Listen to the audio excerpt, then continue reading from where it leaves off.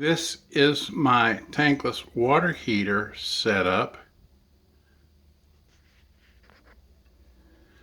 but it didn't always come this way. This circulation pump I just put in was because of the research I did online and found another gentleman that did this to get hot water back to the furthest faucet in the house. Because before that, it would take 5 minutes or so to get hot water back to the furthest faucet from my house, in my house.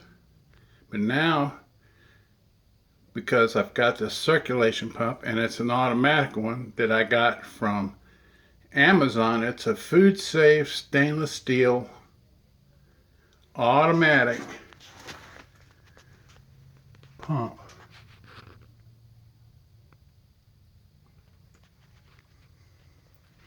Now, to make this work, there's another part in the bathroom the furthest away that diverts the water through the special valve and recirculates back into the cold water line. I'll take you to that in just a moment.